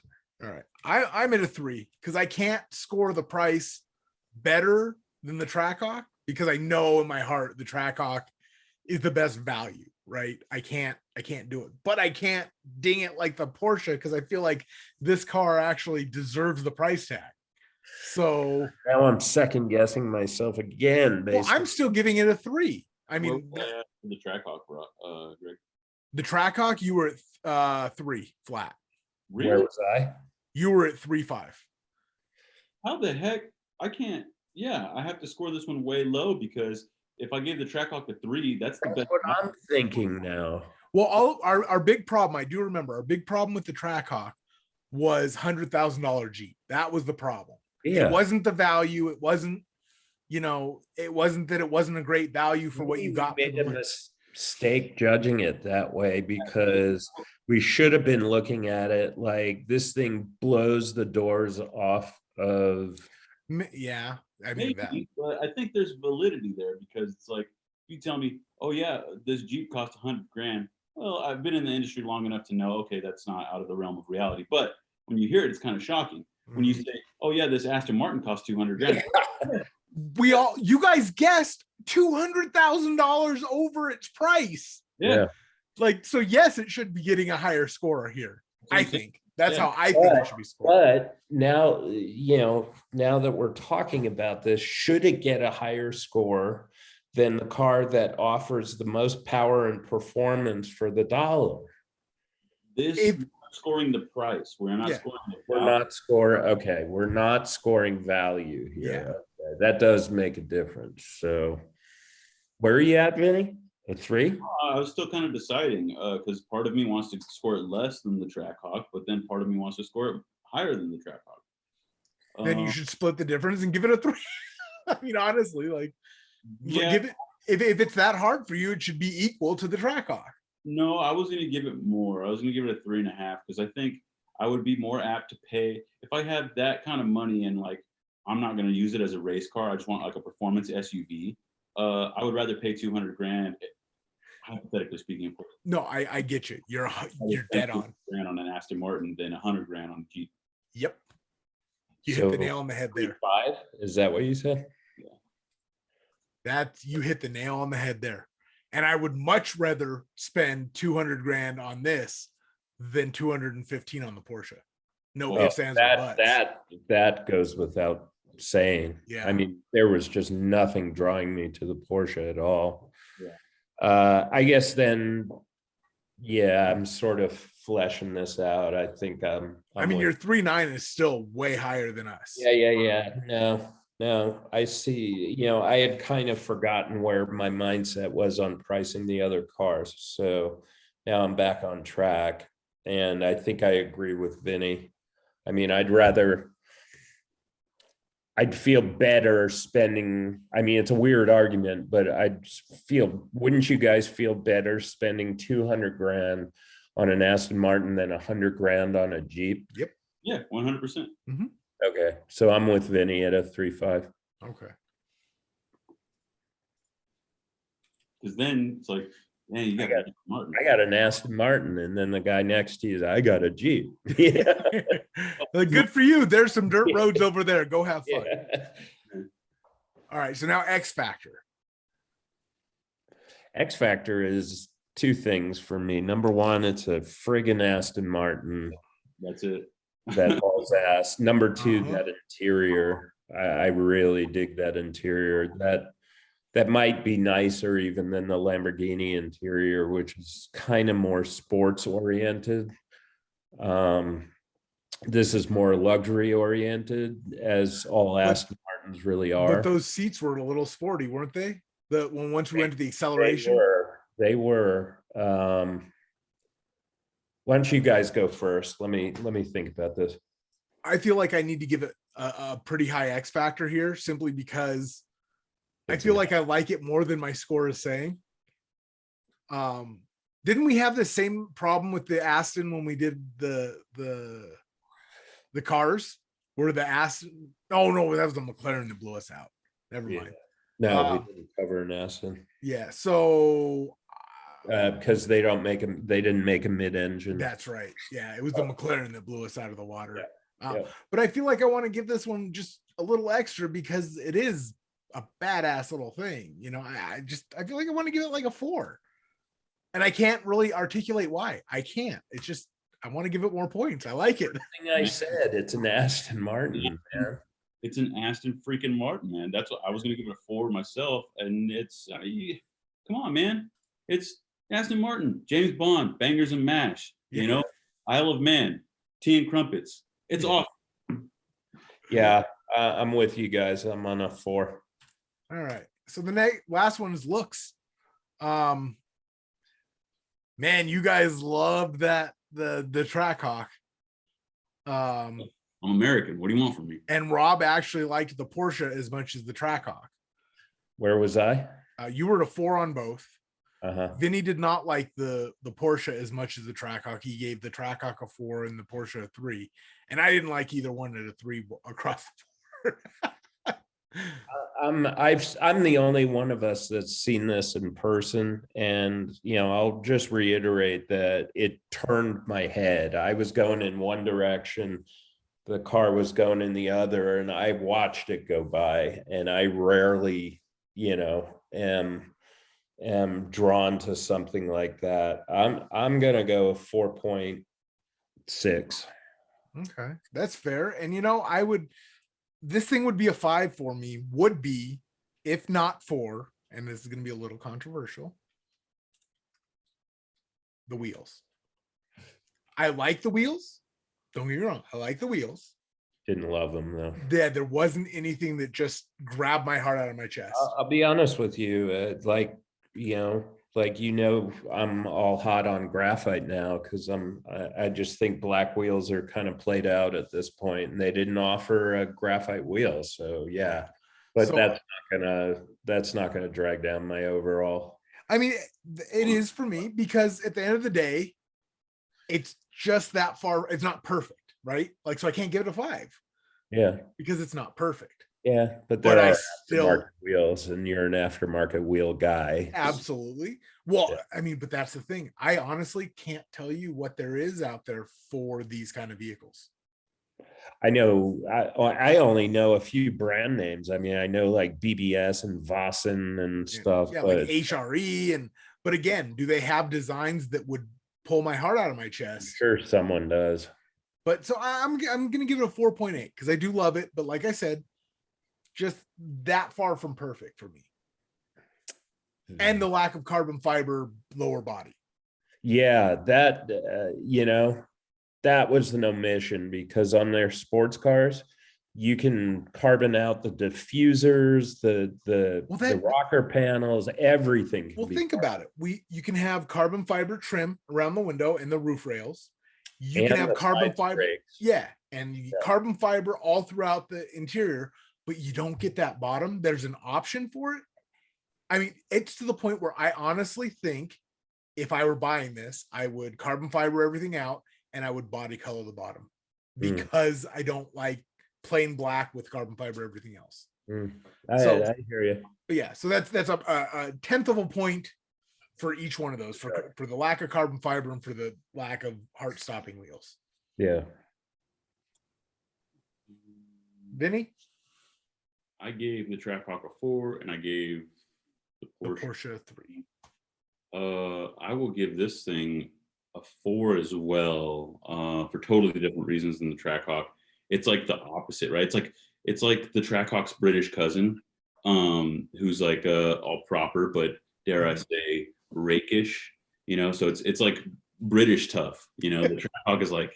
That's a really good point because you know what? Let me tell you guys a quick anecdote. In the late 80s, I was out in the Hamptons on Long Island with my best friend Keith, who sadly passed away almost a year ago. It was a year ago this month. and we were in the parking lot of an upscale restaurant, and there was an Aston Martin V8 Vantage Volante, the convertible version of the 80s Aston. And he and I were just going nuts over this thing because it was the British version of like a Boss 429. It was a muscle car that was just sleeked out as only British craftsmen could do, with that interior, with the leather and the walnut. And I get what you're saying. It's like a highly polished version of a muscle car, kind of. Yeah. Totally dig that. Yeah. That's a great way to put it, though. Seriously. Yeah, it really, it was, that particular car was like a Boss 429 draped in Giorgio Armani. You know, it was just the ultimate extension of what a muscle car. It's cool. You know, this is what Tom Hardy drives when he's not, you know, playing like a British gangster. You think he's going to be the next James Bond? That's what I'm hearing. Ooh. That's the rumor I'm hearing, is that they like Hardy. Yeah. Yeah. I think they should reanimate what's his name's Sean Connery. Yeah, Sean Connery's dead corpse, and Yeah. and we can have Zombie Bond. Why? Huh? He's only been passed away for like a little while, right? Yeah, so it's not very much decomp, Like man. a year ago. Yeah. Yeah. So anyways. All right, so I mean, the interesting wrap up here is Value. this thing falls dead nuts in the middle between the Trackhawk and the Porsche, while being the price of a Porsche, or being, you know, slightly cheaper than. And having luxury that leaps Beats. far beyond Yeah. either car. Yeah. So I mean, the numbers corroborate our feelings. So I mean, this thing works. I mean, yeah, maybe it's not an absolute perfect, you know, system, but it seems to corroborate all of our feelings. If nothing, it measures, you know, our likes and dislikes. Yeah. Especially when we can see trends where we could actually, you know, guess each other's scores. Yeah. That's why every time, you know, I try and keep bias out of it. Like when we were doing our original showdown with the muscle cars, I was trying as hard as I could to keep the fact that I've been a Mopar guy for like 30 years out of it. And in the end, I think I successfully did, because I think in the end, I chose the GT500 like you guys did as the ultimate. Yeah. If nothing else, we're consistent. Yes. Yeah. And that's the thing. It's like I'm not hiding my biases, but I'm applying them equally to everybody. Yeah.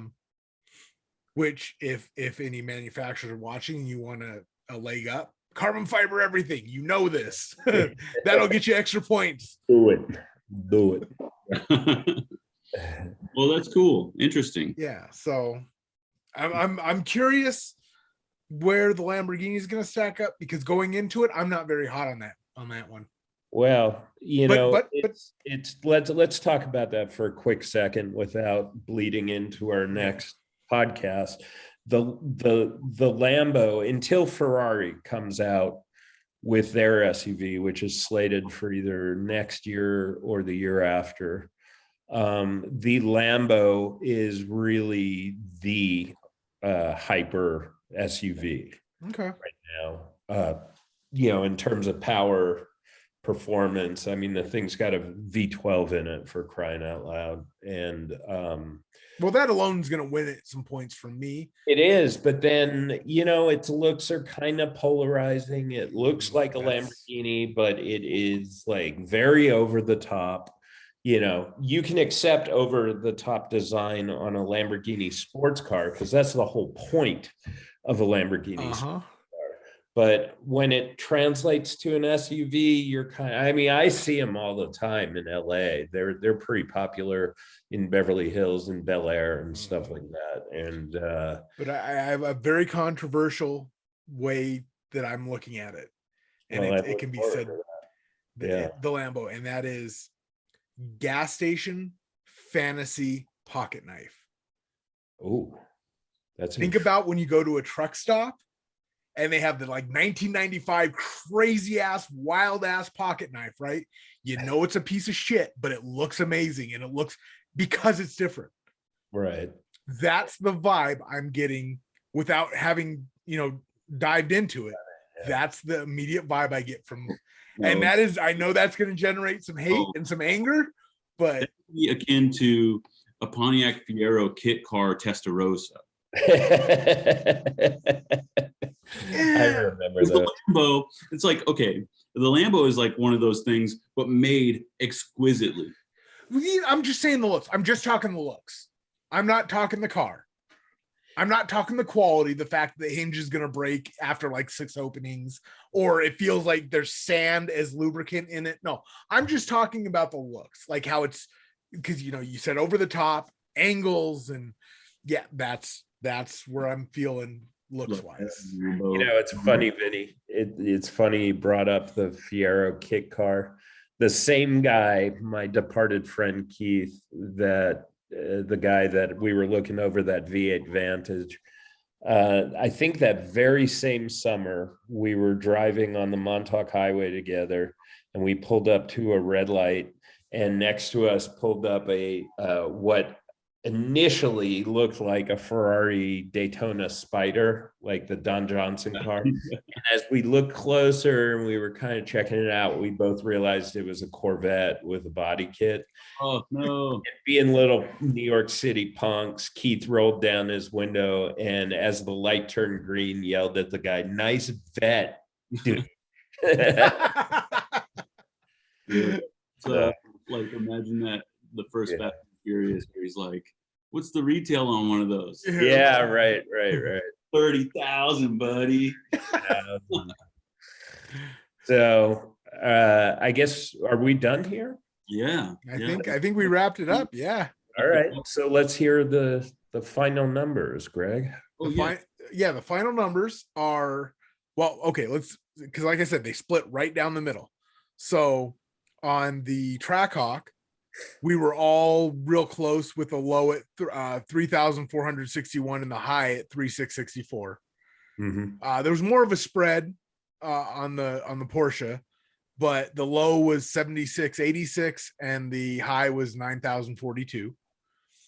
And then on this one, we were all, again, fairly close, not quite as close as the Trackhawk, but a low of 6,675 and a high of 6,923.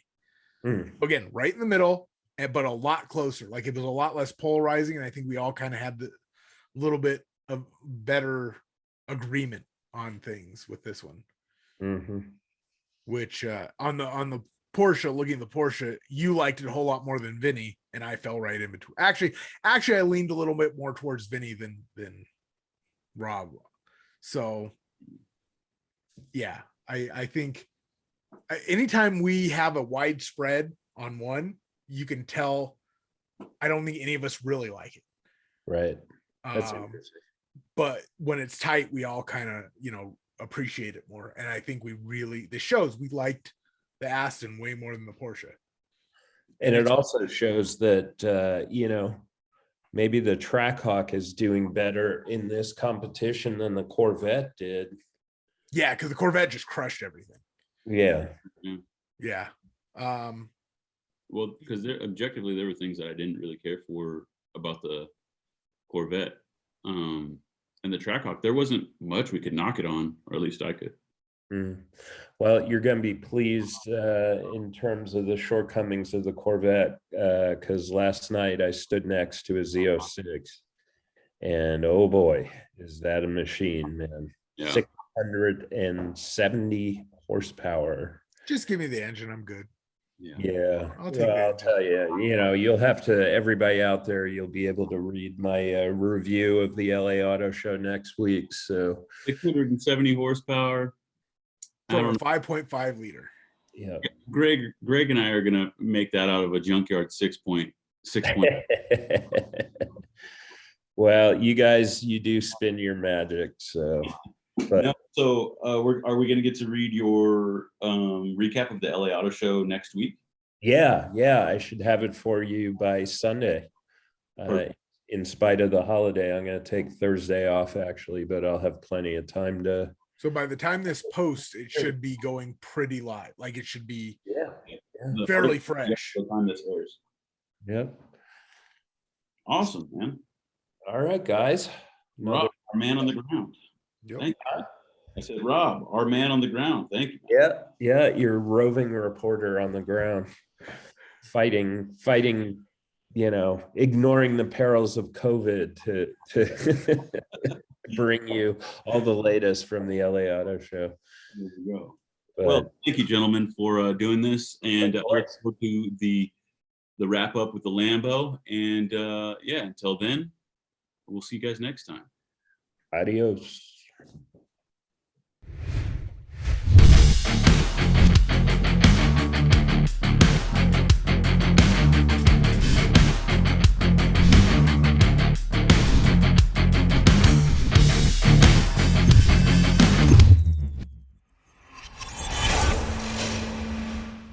Well, there you have it, Greg. Another fun-filled episode where we got to build a hyper SUV, this time of the Aston Martin variety. Yep. I really liked it.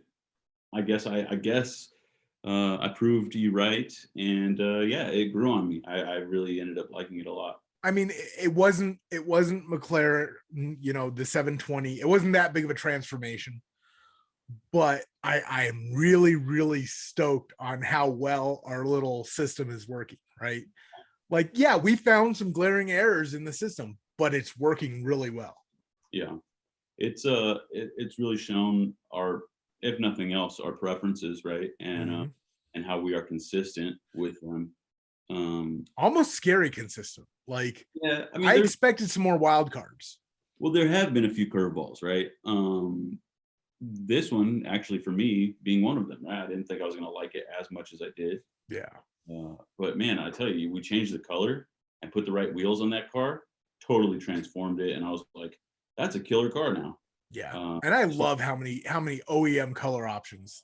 Oh man, there was some gorgeousness. Yeah, that was wild. Yeah, and really not a bad color among them. No, they all seem to work on the car, to be honest. Yeah. Out of all the options considered, nothing was really bad. Even the wheels, like, well, there were those like really busy, ugly wheels. Yeah. I wonder what they're thinking when they design that. If there was somebody sitting there that got put the, what would they even be called now? Renders? I'm sure it's not somebody's drawing, right? It's an actual like computer render of it. So they put it in front of them. They're like, yes, that's the one, we need to offer that. To me, it looked like a funnel cake. Yeah. It was like so mixed up and jumbled. It was almost like someone was like, hey, look what this new 3D printing technology has enabled us to make. Yes. Want to do it. And it's like, you guys weren't concerned with whether or not you should. Yeah. Yes. And that's exactly it. It's almost like, I mean, the engineering of it, beautiful, awesome, cool. The aesthetics of it, yeah, no thanks, not for me. Yeah. But you nailed it on. You hit the nail on the head with I think it was somebody's, look what this program can do. Right. Yeah. That's what it looked like. But the rest of the car, gorgeous, beautiful. Luckily, those wheels are not standard; they are an option. Yeah. Yeah, it was just beautiful, man. Like I said, this car reminds me of like a kind of thug, but like a high class thug, like one like Hitman. Yeah, there you go. That was the character's name, right? Just Hitman, the dude with the suit and the Mr. Cleanhead. Yeah, exactly. Like I know traditionally Jason Statham drove an Audi and BMW in the Transporter, but if they made a new one, maybe he'd drive this thing. Yeah, if Jason Statham decided to go to Aston, this would be his. Yeah. And with all the crazy backseat configurations or whatever, I'm sure there's one that for your sniper rifle, for submachine gun port, or caddy, right? Like, no kidding. How cool would that be? Instead of the HK MP5 briefcase, you've got the Aston Martin MP5 briefcase. That'd be really cool, actually. Yeah, you're pretty up on the firearms community. Have you ever heard of any firearms manufacturers partnering with other brands, like to make special one-off like weapons? You mean like designer stuff? Yeah. Not manufacturers, but usually like third party. I mean, as much as I'm not a fan of his 1911s, Jesse James. I mean, that's how it works. It's usually a third party type of deal. Yeah. Well, I mean, I'm not really a fan of his stuff either, but to his credit, I mean, that stuff is like made. It's not like he buys a 1911 blank and then makes a gun. Like he forges the Damascus steel and then makes the frame, and he makes the slide, and he makes all of it, which is kind of interesting. Yes. Okay. I mean, I don't. Okay. As far as I know, that's how he does it. Does he not do it? There was a time when his frames had somebody else's name on them. Oh, okay. And I don't know if that's still the case or not, but there was a time. And I mean, well, he has. It's not like he doesn't have the resources to do it. No. I mean, that's the thing. He's got tons of resources, and he can do it. It's not like I'm not putting anybody down, but it's not like a firearm frame is rocket science anymore, right? Yeah. So and he's a smart guy. Like he absolutely could do it. But that, I mean, it's not just him. I'm not hating on Jesse James. That whole market, like, of just wild and crazy, like the one that's made out of moon rock or meteorite or whatever, you know what I'm talking about? Yeah. Like, come on, that's just a level of ridiculousness that. Yeah, like, I mean, that's sitting in someone's collection man cave, and it'll never be fired and stuff like that. So to me, that's not really offensive. It's just kind of like, okay, that's somebody who had too much money and didn't know what to do with it. I mean, it's art, and I am notoriously not super appreciative of art. Like, I don't appreciate art like it should be appreciated. Yeah. Well, we're target audience. So. Yeah. So, I mean, rock on. Like his craftsmanship, awesome. Cool. Yeah. Like, his bike building, obviously the world loves it, right? The world for a time. Well, I think that's anything, right? Like the whole world goes in and out of fads. And yeah, Orange County Choppers, it had its moment, early 2000s, but now you see them for sale on Craigslist all the time for like nothing. Yeah. The motor, like a lot of my buddies will buy them just to pull the motor out and put it in like a performance Harley Davidson or something. Yeah. Anyways, yeah, so I was surprised by the Aston. I thought it was cool. Everybody at home, let us know in the comment section what you thought of the Aston Martin DBX. Interesting concept, really cool car, high performance. Thought it was cool. Greg, as we kind of wrap up here today, I know that this is we're filming this in advance, but do you have anything that maybe is deserving of a shout out on enginelabs.com? Well, since we're coming into Thanksgiving, we actually on Thanksgiving will be posting a cool article about bearings specifically for aluminum blocks. Nope. Something I honestly never really thought about until we started talking to the guys at Clevite, and they had a lot of insight. And it's an interesting read. You know what I mean? It's like I said, it's something you don't often think about. And when you do think about it, you're probably not thinking about what we talk about. So interesting. Well, I mean, you're the guy to ask, because I don't know about a whole lot about metallurgy and how different materials work together. But I would imagine that you wouldn't use the same bearing in an aluminum block that you would in an iron block. But I couldn't tell you why. Well, and that's the thing. I never even considered it before I read my freelancer's article. Like I gave him a chance to run with it, and Rob did a great, different Rob, sorry, Rob Kreider. Right. He ran with it, and he got with Dan Begley at Molly, and they, Dan is one of those guys that he comes from a very high-end performance background, and he can speak, layman's terms. So he's really good at explaining that stuff, and Rob is really good at talking and passing along the information. So it's a great article. I highly suggest people go back and look at it, because I mean, by the time this hits, we're probably going back, but yeah. Very cool. Well, you know, as we talked about a little bit with Rob, by the time this airs, his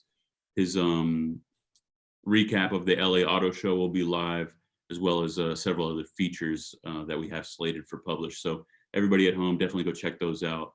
You know, as we continue to wrap up here, I want to take a moment to thank our sponsors. You know, obviously that's ProCharger and ARP and excuse me, Performance Distributors, Performance Online, Liqui Moly, Silver Sport Transmissions, and of course our title sponsor, Lucas Oil, Holley, and yeah, there you go. Without them, we wouldn't be able to do the show. So you know, we really want to give them a big shout out. If you're looking for anything performance oriented, go check out their respective websites. They'll have something for you. And yeah, thank you guys, everyone at home. You've made doing this show a lot of fun, and without you, we wouldn't be able to do it, and we wouldn't be able to get Rob to come back or return our phone calls. But with that, I guess we'll sign off for this week, and we'll catch you next time, noon. As always, peace.